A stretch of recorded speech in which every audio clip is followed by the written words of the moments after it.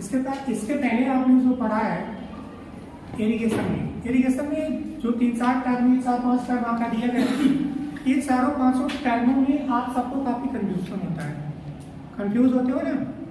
तो इस कंफ्यूजन को दूर कर दे रहे हैं, खत्म हो जाएगा आपका कंफ्यूजन, लेकिन उसके लिए आपको ध्यान से समझना पड़ेगा। समझ गया ना। कंफ्यूजन में सबसे पहले जो आपका टर्म था वो था इनफिल्ट्रेशन।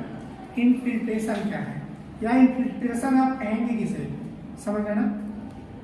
इनफिल्ट्रेशन में अगर आप समझना चाहते हैं तो आप कह सकते हैं कि जब वर्षा की बूंदें या वर्षा का जल सॉइल सरफेस पे पड़ता है या सॉइल सरफेस पे आता है, तो सॉइल सरफेस या भूमि की ऊपरी सतह से जैसे ही अंदर प्रवेश करता है सॉइल के अंदर, समझ है ना, सॉइल सरफेस की ऊपरी सतह से जैसे ही वह सॉइल सरफेस के अंदर प्रवेश करता है, कहने का मतलब मिट्टी में, मृदा में प्रवेश करता है, तो ऊपरी सतह से मृदा में अंदर प्रवेश करने की जो क्रिया है उसी को हम क्या कहते हैं, इनफिल्ट्रेशन कहते हैं। समझ गया ना। इसे फिगर में थोड़ा आसानी से समझ सकते हो। इनफिल्ट्रेशन के लिए एक छोटा सा फिगर है,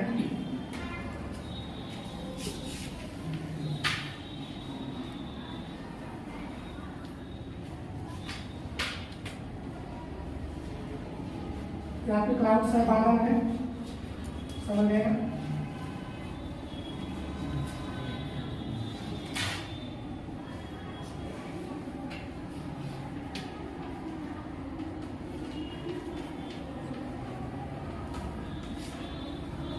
रिवर है, यहां से ये आपकी सॉइल सरफेस है, ये क्या है, ये सॉइल सरफेस है।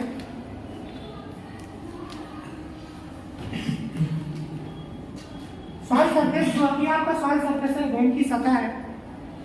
इसके बाद यहां से जो बादल आते हैं, बादल से जो वर्षा होती है, वर्षा की बूंदें आपकी सॉइल सरफेस पे पड़ती हैं, देख रहे हैं ना। ये क्या है, वर्षा की बूंदें आपकी नीचे की तरफ आ रही है,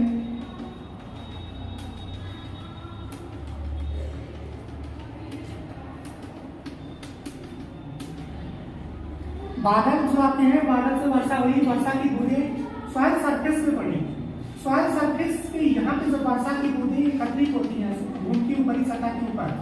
पानी का स्टोरेज होता है नहीं होता है, भूमि की सतह पे पानी एकत्रित होता है, स्टोरेज होता है, उसका पानी रुकता है।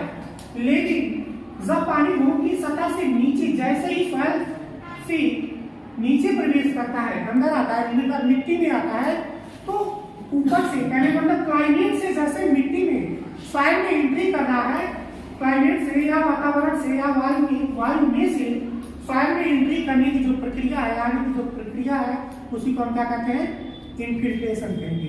समझ आए ना। इसे क्या कहते हैं, इनफिल्ट्रेशन।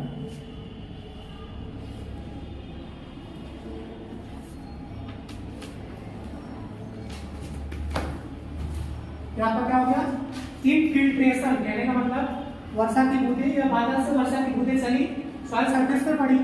पहले तो कुछ देर तक वर्षा की बूंदें कहाँ पे थी, क्लाइमेट में थी, इस वातावरण में, वायु के संपर्क में थी ना। वर्षा होती है जब आपकी, तो जो वर्षा की बूंदें हैं पहले कहाँ पे, वायु क्लाइमेट में होती है, वायु के संपर्क में होती है। लेकिन जब वायु से सीधे कहने मतलब क्लाइमेट से वो सॉइल में प्रवेश करती है, मिट्टी के अंदर प्रवेश करती है, तो अंदर प्रवेश करने की जो क्रिया है उसे हम क्या कहते हैं, इनफिल्ट्रेशन।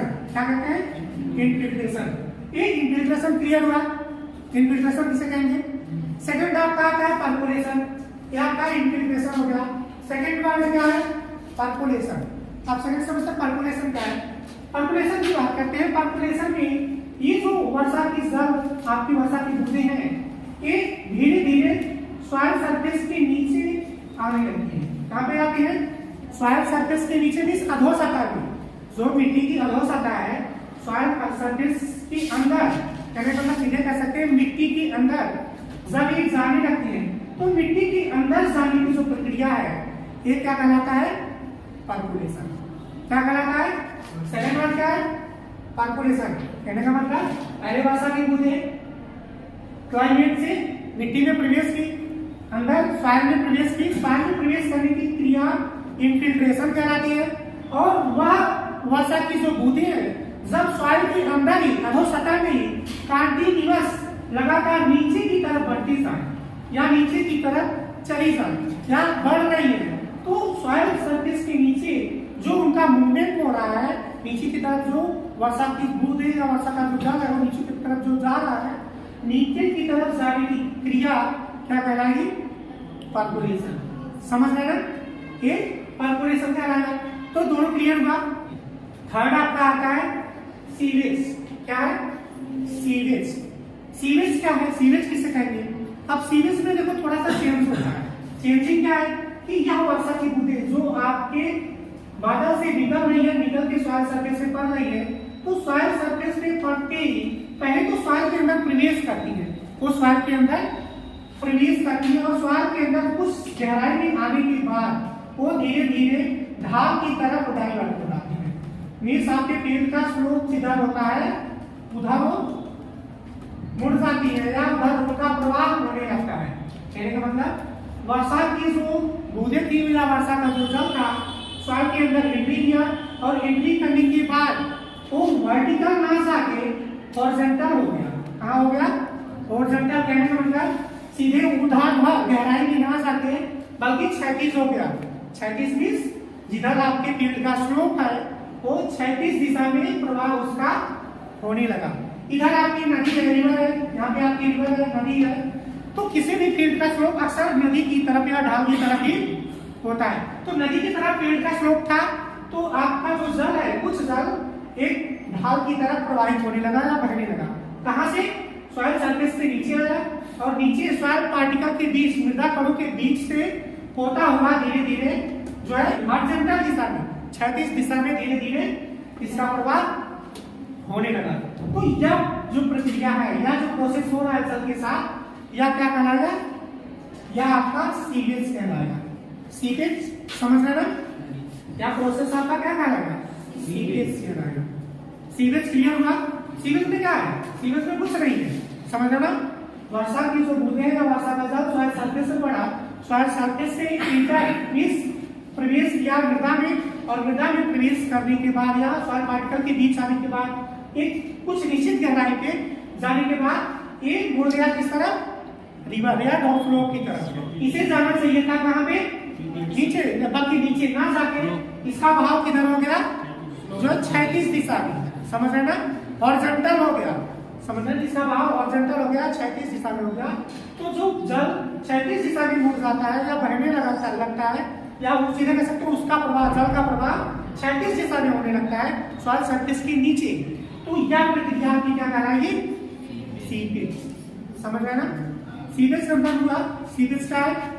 अब सीवेज के बाद एक नेक्स्ट टर्म आता है आपका सरफेस रनऑफ। नेक्स्ट टर्म क्या है? सरफेस रनऑफ की है। सरफेस रनऑफ क्या है? सरफेस रनऑफ किसे कहेंगे आप?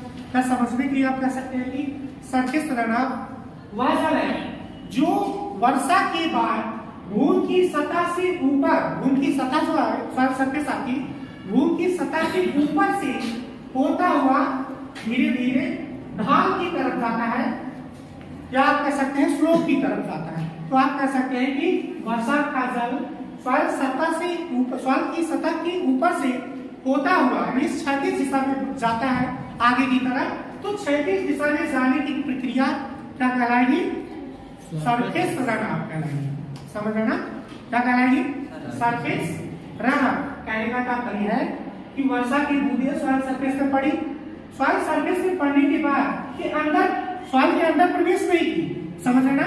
बल्कि सॉइल सतह के ऊपर से ही, यहाँ से ऊपर से ही धीरे धीरे स्लोप की तरफ, जिधर पेड़ का ढाल है ढाल की तरफ क्षैतिज दिशा में भूमि की सतह के ऊपर से ही स्लोप की तरफ धीरे धीरे प्रवाहित कर होना शुरू हो गई या बहना शुरू कर दी। समझ रहे ना? तो स्लोप की तरफ बढ़ने की जो क्षैतिज दिशा में स्लोप की तरफ बढ़ने की जो प्रक्रिया है सॉइल सरफेस के ऊपर, वह क्या कहलाएगा आपका? वह आपका सरफेस रनऑफ कहलाता है। समझ रहे ना? Surface runoff. तो जिसे आप वह भी आप कहते हो, समझ रहे हो ना? सरफेस रनऑफ कहलाता है। तो सरफेस रनऑफ करना हुआ, वह नहीं हुआ।